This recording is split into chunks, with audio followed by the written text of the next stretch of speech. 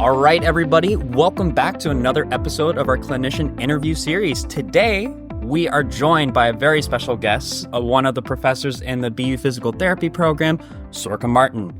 Sorcha is actually the person who's really been helping us to get this project going. And honestly, it's been such a pleasure hearing from you in class about pain science and just learning more about how to help patients who are struggling with chronic pain.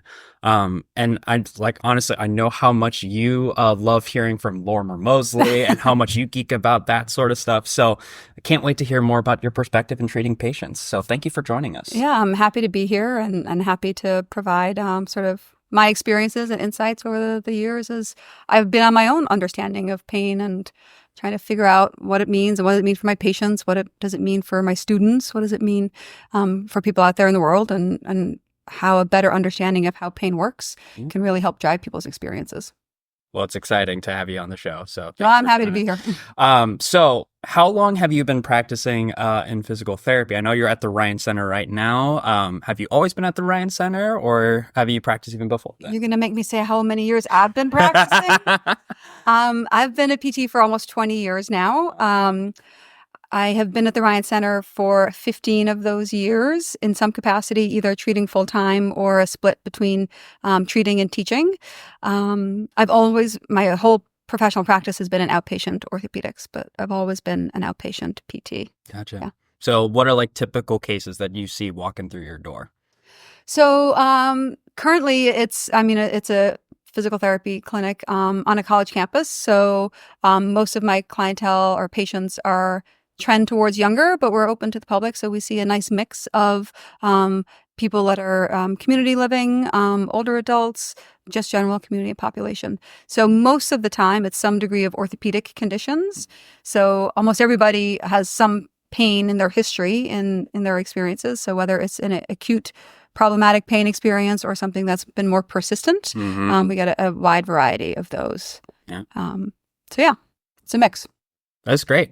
Well, today we're going to be focusing a lot more on the latter of those, which is more of that persistent pain. And granted, we've been recognizing that just because somebody has chronic pain doesn't necessarily mean it's entirely tissue is the issue. It could also, we've talked about on the show a little bit of nociceptive pain versus nociplastic pain. So we might delve a little bit more into that. But how often are you seeing patients that kind of come in with chronic presentations of pain? Let's say greater than 6 months, just for consistency's sake. Yeah. So it varies quite a lot. And I think I might be in a little bit of a unique situation where you get a reputation for being somebody who has had success with patients with persistent pain. So then more of them seem to come through your door. Yeah. So the volume of patients with persistent pain that I might see might be skewed towards more of that, just from that perspective. But I think globally, if you look at the data out there, the volume of patients with persistent pain is pretty substantial, the numbers that we see both locally and worldwide. So it's a huge health problem. And having a good understanding of why people have persistent pain, how it develops, how it presents itself, I think is really important as a clinician, because it's not something that everybody feels well equipped to manage, right? It can feel very overwhelming for people. Absolutely. Me too, sometimes. I mean, that's something that's really special to know, though. It's it is inherently such a tricky thing because it's not like you can follow a template for chronic pain. No, there is no template. And, we talk about an DPT program, we talk about, if we have nociceptive pain, right, we know there's a local tissue issue. Well, we know what to expect from a tissue healing standpoint, and we know what the optimal tissue healing stimulus would be and what are the appropriate things to do. And it feels a little more clear and concrete when we delve into this more nociplastic, more persistent pain. It becomes more challenging to figure out what the individual drivers are for those people's pains experiences. So it can feel very overwhelming because there's so many things that can be contributing to that person's experience. And how do you figure out what those things are and help the person manage them? And it can be a lot. So as a clinician, it can feel very overwhelming. So having some sort of scaffolding and a process to start with, I think, can be helpful, but it can feel like a lot. Well, that's something I actually want to kind of delve into, because if a patient walks in and says something because I've had patients even in my clinicals where they come in, they're like, oh yeah, I've been having this for 10 to 15 years. Yeah. I can't even remember when's the last time I didn't have. Yeah. They don't remember living not in pain. Right. So what is that scaffolding you use? How do you kind of like, how do you center yourself? How do you approach that kind of scenario? Yeah, it's a great question. I think, and what works for me might be different for other people, but I think starting with taking a good history, having a good understanding of what that person's experience has been like, and maybe taking the time to just listen. Sometimes my first evaluation I might not touch them at all. That might be just, a half hour, 45 minutes of me listening, asking questions, getting more information, trying to get a sort of robust picture of what their experience has been like. Yeah. What was the sort of origin of their story, right? What is the tissue issue that they initially started with? Yeah. And if it's 10 years later, it's likely it's not an inflammatory process that's happening, but why are they still in pain, right? What has happened along that continuum for that person to still be in that experience? Yeah. And those questions and answers, they don't stop at the end of the eval. I mean, that's ongoing throughout your time with the person, but at least gives you an idea of what do I think the primary driver is. And that's always my first start. Is this a tissue issue? Is this a nociplastic issue? Is this something neuropathic? Looking at it through that lens to start with. Because if it's a nociplastic issue, that's a different exam than if I think it's some sort of a tissue-driven problem. What do you feel like? So, I know that you work a lot with with students in their clinical education. Yeah. And you've had these years to kind of develop that strategy. Yeah. What has been some common challenges that students have talked about when they have patients come through their door and say that they whether it's especially nociplastic, because I feel like nociplastic, I talked with Dan and talked with Jake and Megan about the different kinds of tests that you can do. Besides, obviously the most important part is that listening and finding out what their story is. But what do you feel like have been some challenges, especially for newer clinicians in treating these kinds of patients who have nociplastic pain? Yeah. So I think with clinical students, there's two issues. There is the challenge of the patients with persistent pain, and then their understanding of pain and their clinical instructor's understanding of pain might be different, right? So that's one of the common things I hear from clinical students is I'll get an email over the summer saying, guess what I did my in-service on? And I'm like, well, you're emailing me, so probably pain. Yeah, there you go. And they're all excited because they have said something that their clinical instructor is like, oh, wait, I'm not familiar with that. And it becomes a wonderful opportunity for the student to be like, here's what I know, what I learned in school. Here's what the research is. Yeah. Our clinical instructors love that. Often my midterm phone calls are like, they taught me so much about this. It was great. Yeah. And so it's a great opportunity for this sort of bi-directional learning that we love to see on clinical education. And the students love it because it puts them in a sort of a more autonomous position of somehow they feel like, okay, wait, I know this information. This is... I figured it out and it's helpful. And when those things go well, those are the best emails to get. I saw this patient. We figured this out. We figured out what the problem was. They felt so much better. I also get emails that are like, I had this person come in with this complex history. I wasn't sure what to do. My CI didn't feel like they had the skills to manage it. How do I help this person? Yeah. And for me, as a clinical educator, then my role becomes, okay, how do I help you navigate that within the confines of what's appropriate for that setting, for that person? And that can be really overwhelming. Students are really passionate about giving good quality of care. And so to feel like I'm in a situation where I don't feel confident that I have all the skills here and nobody else in the clinic seems to have all the skills here either, that feels overwhelming. And sometimes it's okay to recognize that, because if you're not the best person to help that patient, recognizing that so you can put them in touch with the best person to help them is actually really valuable and maybe one of the best things you can do for somebody. I've had those experiences with my patients where I'm like, I've exhausted my skill set. Who else can I tap into here? Is it PT? Is it somebody in the psychological domain? Is it their physician? Who else can I reach out to help build a bridge so this person has resources and has a place to go? That's not just, I've thrown up my hands. I'm like, I've tried everything. I don't know what else to do. Right. But recognizing that limitation exists, I think, is really important so that you can provide your patients with options. Yeah. I think that's also very similar to even just the psychology world too, like clinical psychology, where, you see a therapist, the therapist might not be the best fit for you. You see it a lot with BetterHelp in particular. I've heard that's where you see a therapist, they try to help you, but if they're not the right person for you, even just from a personality standpoint, it's like, okay, you've tried to find somebody else. Right. I think PT is starting to, like, we're starting to realize that too, not just with the biopsychosocial model, but we've even talked about the PRISM model a little bit on the show by Joe Tata. Yep. And how, like, that focuses a lot more on how individualized a person's, like, needs are, and also how, yes, they're being seen for physical therapy, but we have to recognize there are other things. Like, heck, there was one time, like, even beyond just the psychosocial and chronic pain aspect, like, I had a patient who was not really getting better. They were a post-op ACL reconstruction, and they just weren't getting a lot of, like, muscle, like, tissue. They weren't, like, building that muscle. And we were doing what we need to. And I went, a quick question. Like, are you, like, making sure that you get a lot of protein in your diet or whatnot? They're like, oh, actually, not really. Yeah. Not a lot. But it's like that sort of, like, recognizing, like, to have those conversations and see the person as a holistic, like, being. As a human. Yeah.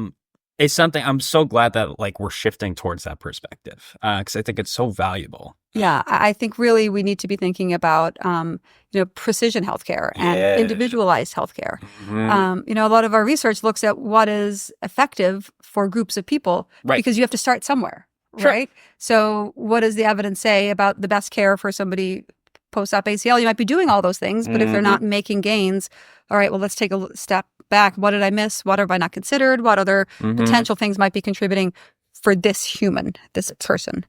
And keeping that person as the center of your focus is a help with that. But it's more challenging than following a script or a protocol or anything like that. It requires much more engagement, much more investment from the clinician. Yeah. Which as a student can be exhausting. It's a lot. And it's also hard too when, like, as a student, you're trying to kind of make sure you're doing well within the setting you're in as well. Yeah. Because if you think about, like, that individualized precision care, that's really great in an ideal setting, in a sort of controlled, like, sort of environment. But when you think about a busy clinic like the Ryan Center that you work at, providing that person-centered care, that's hard. Yeah. And, like, that's something that you just go, man, like, I want to spend 30 to 40 minutes just chatting with this person, seeing what their beliefs are about pain, seeing, like, do I need to, like, really take that step to, like, challenge and kind of, and how do I do that? It can't be done in, like, a 5-minute conversation all the time, right? Like, well, let me tell you a little bit about the literature around pain. And even on that topic too, like, how do you kind of broach that topic? Because, it's a great question. You've like demonstrated to us in classes of, like, how you have that, like, the first conversation. Yeah. Yeah. But how do you progress that even past that? Well, so I can tell you, for me, that's evolved over time. Yeah. I've gotten better at it. I think when I think back on my first stabs at it, they were clumsy and very, like, I'm the expert, I'll tell you about your pain. I've gotten much better at knowing how much I need to have that conversation with somebody, right? The old adage is, just because you have a new hammer, everything is a nail. It's so true in the pain world. I don't know if you've heard the term pain-splaining. Yep. Right? Oh, yeah. The resisting the urge to use pain neuroscience as the panacea to everything, because it's not. It's not. Do I think everybody should understand how pain works? Sure. Right? That's how we help people prevent the transition from acute pain to chronic pain. But not everybody needs a 3-hour lecture on the various nociceptors and the transmission and changes in the brain. Not everybody needs that. Right. So how do you decide who needs what is, I think, the tricky part. Yeah. My clinical approach has been very much based on what my initial interactions with the patient have been like. What am I hearing? What sort of language are they using? How are they talking about their condition? What do their beliefs about their pain experience seem to be? And then so for some people, I might say, I'm concerned about what I'm hearing. Would it be okay if I told you what I currently understand the evidence about pain to be? Right. Rarely does somebody say no to that. And that might be a more formal conversation. It might be as they're on their bike and, is doing some global exercise for pain control. I know.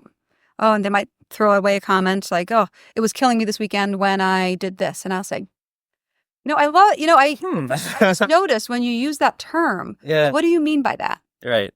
Because patients can be very casual in their language, but that language is impactful for them. Right. Every time they say something, it's killing me, I can't take this anymore. It's furthering the changes around their beliefs about pain and how impactful it is to them. Right. That's not to say that you should dismiss that intensity of what they're saying, but it gives you an opening. And I have been much more successful when I have looked for those little openings rather than being like, well, let me tell you all the things that I know about pain. Right? Nobody appreciates a lecture. People are much more receptive to a conversation. And instead of providing all the things I know, I might look for one concept that I think is important that they bring up, and I'll plant a little seed and then try and come back and water it and have those conversations over and over again. I love it. Physical therapists, we're gardeners. Yes, exactly. Exactly. A little botany. Although sometimes it feels like that movie in Mars, The Martian, sometimes I feel like it's that level of complexity. Like you have to figure out all the pieces to get the potato to grow.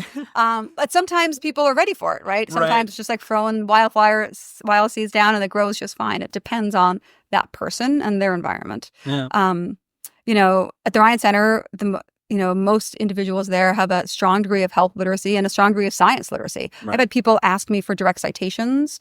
Wow. And they don't want like the patient-friendly version. They want the scientific version. And so then I'm sending them PubMed articles and NIH links. And students too. And then I have people who just want like, what do I need to know? Right. And so knowing who that person is and the depth of that conversation, I think is crucial to be a successful pain educator. Yeah. But you could make that argument about any education. You need to understand your audience to be able to really do a nice job of pulling out what they need to know to help make a change for them. Right.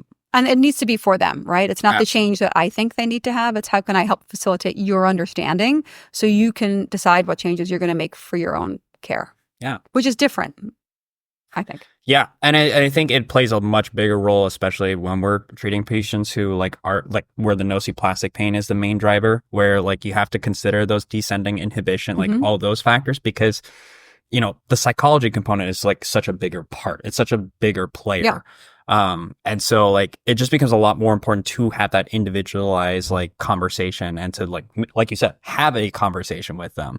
And I think even like, I was thinking when we were going over like our pain science lectures earlier on, we were talking about the metaphor assignment. You remember you gave us that? But like even that, like recognizing like you can have so many different metaphors, but sometimes I'll just come up with one on the spot because the metaphors that I tend to go towards are not appropriate for somebody who's an electrical engineer.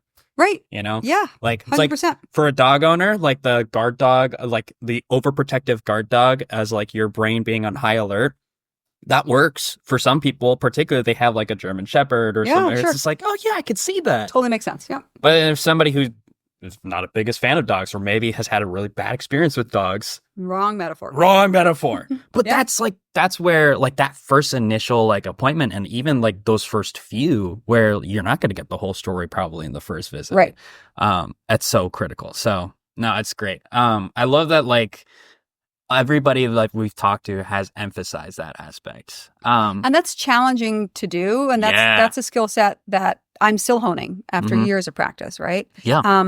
I think, our DPT students do a nice job of starting really well with that, but it takes practice to learn how to read somebody and, their body language might be saying one thing and the words coming out of their mouth are different. And how do you know when to read? And, as you get skilled, I can sort of see like, oh, and I've lost them. Okay. So then how do you backtrack without ruining the relationship? And, the number of times I tried to tell somebody that I was not so concerned about their tissue and me thinking I'm educating them about their brain, they're like, so you're saying I'm making it up? And I'm like, that wasn't the message I was intending for you to hear, but somehow it happened. But that's like, it's funny because like we were looking at some studies that looked at general truth statements about pain science that are put out there. And like one of the big things that was a huge turnoff for patients in particular was pain is in your brain.